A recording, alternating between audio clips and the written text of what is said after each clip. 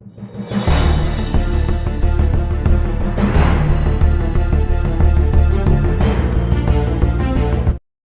Friends, welcome to MRK mechanical. In this video हम बात करेंगे 1 टन रेफ्रिजरेशन की। 1 टन रेफ्रिजरेशन होता क्या है एक्चुअल में, और इसकी वैल्यू क्या क्या होती है और क्या क्या एग्जाम में पूछी जाती है। ठीक है, यहाँ पे मैं क्लियर करूँगा। आपका 1 नंबर यहाँ पे पक्का मिलेगा किसी भी एग्जाम में बैठना, और रेफ्रिजरेशन से अगर क्वेश्चन आएगा तो यहाँ से 1 टन रेफ्रिजरेशन की वैल्यू पूछी जाती है और डिफरेंट डिफरेंट होती है। तो ये जो वीडियो रहेगा वो एसएससी, जेई, इसरो, एनपीसीएल, जो भी मैकेनिकल के एग्जाम है सारे उसमें सब में पूछा जाता है। ठीक है, तो क्या करना है भाई, वीडियो को लाइक कर देना है आपको सबसे पहले। ठीक है, देखने के बाद कर देना, और चैनल को कर लेना सब्सक्राइब। सभी लोग जो एमआरके स्टडी से जुड़े हुए हैं, जितने भी लोग, वो इसको चैनल को सब्सक्राइब कर लेना, एमआरके मैकेनिकल को। ठीक है, चलिए, तो यहाँ पे हम बात करेंगे सबसे पहले। देखिए क्वेश्चन कैसे पूछा जाता है वो मैं सबसे पहले आपको बता दे रहा हूँ कि क्वेश्चन कैसे आता है। क्वेश्चन ऐसे आता है कि 1 ton of refrigeration is equivalent to. तो क्या क्या वैल्यू हो सकती है, 336 दे रखा है, 1400 दे रखा है, 210 दे रखा है, 540। तो इसका जो करेक्ट आंसर होगा वो ये हो जाएगा, 210 किलोजूल पर मिनट। अब ये आता कैसे है, ठीक है, इसको मैं अच्छी तरीके से बताऊँगा। तो यहाँ पे लिखा है कि एग्ज़ाम में छपने वाला क्वेश्चन रियली में एग्ज़ाम में आता है बहुत बार। ठीक है, अब हम देखते हैं कि होता क्या है एक्चुअल में। तो चलिए, यहाँ से चीज़ों को समझना, और बस आपको क्या है कि आपको 5 मिनट देनी है मुझको, 5 से 10 मिनट, वो चीज़ें क्लियर हो जाएंगी आपको। ठीक है, चलिए देखिए, मैं यहाँ पे कुछ चीज़ बता रहा हूँ, थोड़ा ध्यान से देखना। आपके पास आइस है, ठीक है, ये आइस है, ठीक है, 0 डिग्री सेल्सियस होता है। इस आइस को आप अगर आप रूम में रखोगे, जैसे मान लो ये रूम है, इस आइस को आपने रूम में रखा, ठीक है, तो क्या करेगा, रूम के अंदर जो हीट होगी वो क्या करेगी, ये एब्जॉर्व करेगा। ठीक है, ये एब्जॉर्व करेगी, तब ये जो आइस है वो पिघलेगी, मेल्ट करेगी। ठीक है, ये चीज़ क्लियर हो गई यहाँ तक। अब मैं दूसरी चीज़ बता रहा हूँ।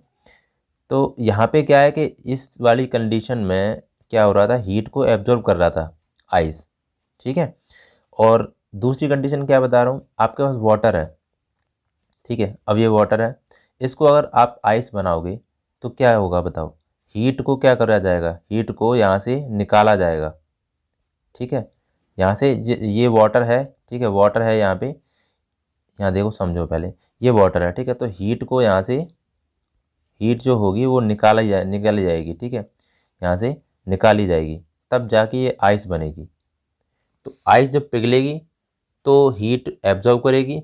वाटर को अगर आइस में कन्वर्ट करना है तो हीट को निकाला जाएगा, तब जाके आइस बनेगा। ये चीज़ क्लियर हो गई यहाँ तक। ठीक है, दोनों केस अलग अलग है, तो ये चीज़ समझना। ठीक है, अब देखते हैं डेफिनेशन होती क्या है एक्चुअल में। देखो, हिंदी और इंग्लिश दोनों में डेफिनेशन बताऊंगा मैं आपको, तो ध्यान रखना। ठीक है, देखो समझ लेना थोड़ा सा। ये किताब में जो लिखा है वो मैं बता रहा हूँ, और फिर मैं अपनी तरीके से भी बताऊंगा, दोनों चीज़ क्लियर समझ में आएगी। यहाँ लिखा है 0 डिग्री सेल्सियस वाले 1000 किलोग्राम जल को। तो ये मान लो, फिर उसके बाद क्या है कि 0 डिग्री सेल्सियस वाली 1000 किलोग्राम बर्फ़ बनाने में ऊष्मा निकाली जाती है, वह 1 टन के बराबर होती है।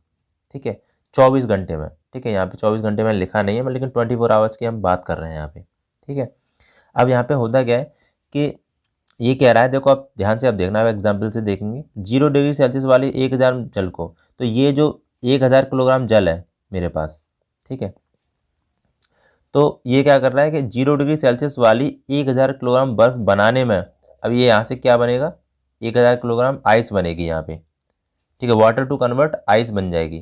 तो जितनी ऊष्मा निकलेगी यहाँ से, ठीक है, हीट क्या निकलेगी यहाँ से, हीट यहाँ से निकलेगी।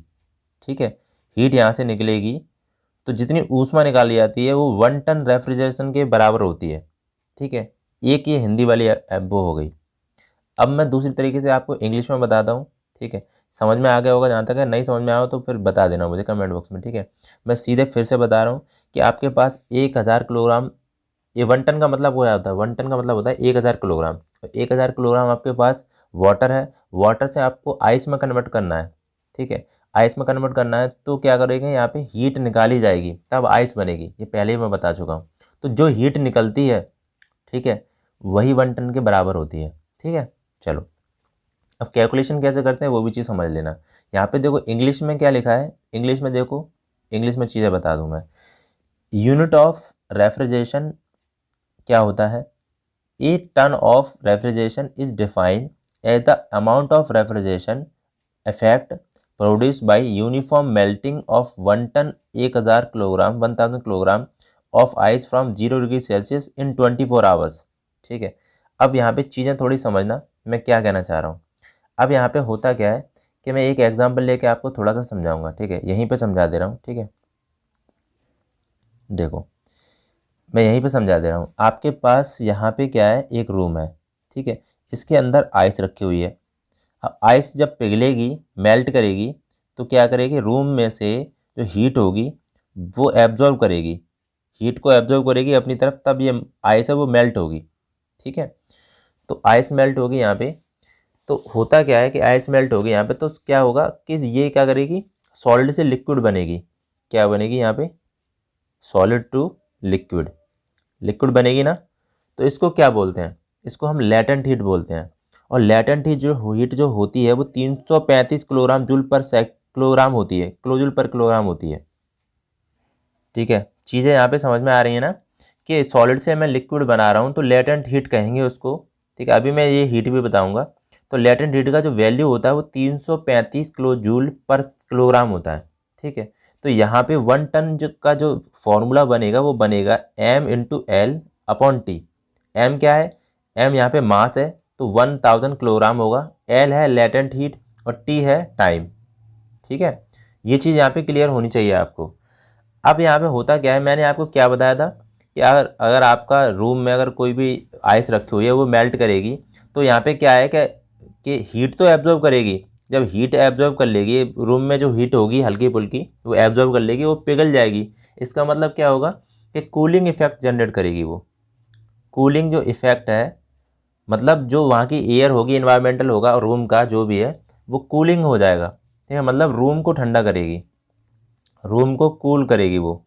ठीक है, क्लियर, ये बात हो गई। तो यहाँ पे जितना कूलिंग इफेक्ट प्रोड्यूस करेगी वही 1 टन के बराबर होगा। ठीक है, एक यहाँ से। तो जो हिंदी वाली डेफिनेशन थी वो कुछ अलग टाइप की थी, वहाँ पे 1000 किलोग्राम जल को ठंडा ठंडा कर रहे हैं तब आइस बना रहे हैं। ठीक है, तो उसमें हीट जो निकल रही है, ठीक है, वो भी एक 1 टन की रेफ्रिजरेशन के बराबर होगी। यहाँ पे क्या है, हीट को एब्जॉर्ब कर रहे हैं। ठीक है, तो ये भी एक 1 टन के बराबर होगी। तो दोनों डेफिनेशन दोनों सही हैं। ठीक है, ये चीज़ क्लियर हो गई। अब यहाँ पे क्या है, मैंने आपको बताया था कि लेटेंट हीट क्या होती है, 335 किलोजूल पर किलोग्राम। ठीक है, अब यहाँ पे कुछ हीट है वो भी मैं आपको बता दे रहा हूँ। ठीक है, तब कैलकुलेशन करेंगे अपन। समझ में आ गया होगा तो भाई बता देना मुझे। ठीक है, और परेशान होने की जरूरत नहीं है, चीज़ें क्लियर होंगी यहाँ पे।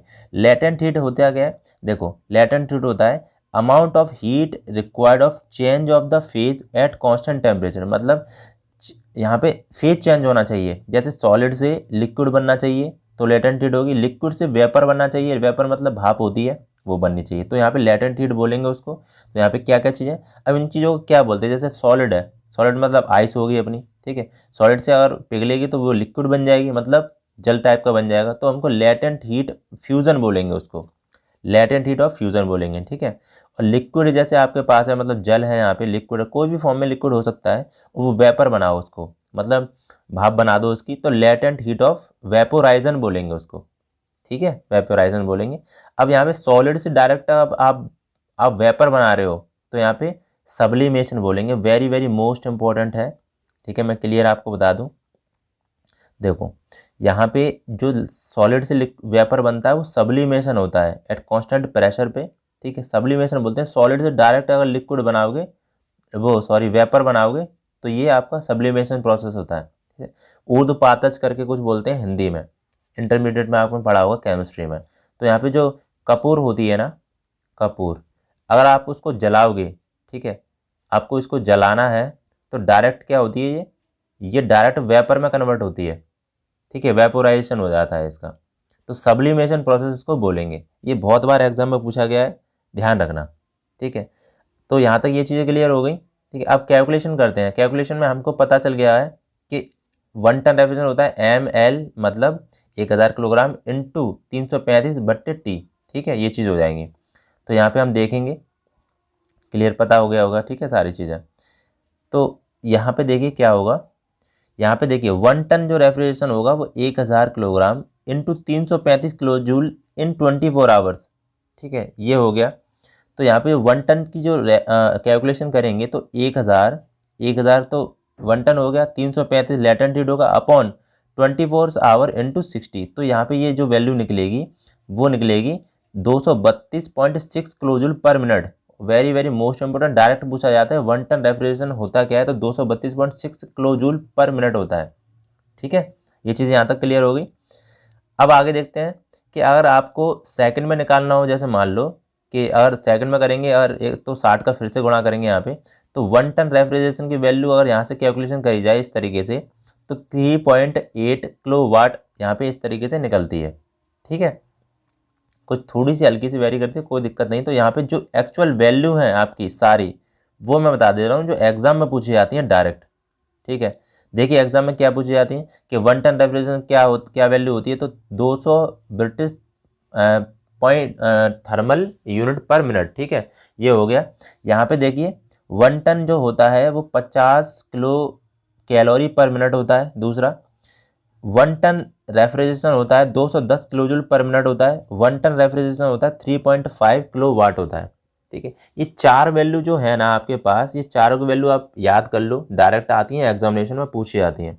अब क्वेश्चन कैसे आता है वो भी मैं अभी आपको बता दूंगा, ठीक है, अभी बताऊंगा। तो याद होंगे आपको 200, ठीक है, 50 किलो कैलोरी पर मिनट हो गया, 210 किलो जूल पर मिनट हो गया, 3.5 किलो जूल वाट हो गया, ठीक है, ये चीज़ हो गई। अब यहाँ पे देखो मैंने ये चीज़ बता रखी है आपको। अब क्वेश्चन देखते हैं। क्वेश्चन देखो यहाँ पे पूछा गया है, एई में पूछा गया है, ठीक है, और सिविल सर्विस पेपर में पूछा गया है, ओपीएससी करके कुछ पेपर है 2011 में, ठीक है। तो यही आईयूसीएल में पूछे जाते हैं, यही एचपीसीएल में पूछे जाते हैं क्वेश्चन, ठीक है, जो छोटे लेवल के क्वेश्चन है। तो वहाँ पे पहले हम याद कर लेते, वो 3.5 एक बेसिक वैल्यू थी, 3.5 किलोवाट, ठीक है। लेकिन अब बदल बदल के देता है, तो 1 ton refrigeration is equal to SI unit of, यहाँ पे एसआई यूनिट पूछी है, ठीक है। तो एसआई यूनिट क्या हो जाएगी, यहाँ पे एसआई यूनिट की बात करिए तो 3.5 किलोवाट हो जाएगी, ठीक है, 3.5 किलोवाट।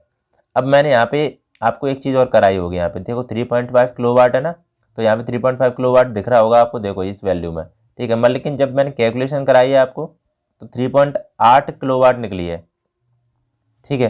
तो यहाँ पे 3.5 किलोवाट ले रखा है, कोई दिक्कत वाली बात नहीं है, ठीक है। तो 3.5 आपको याद करनी है।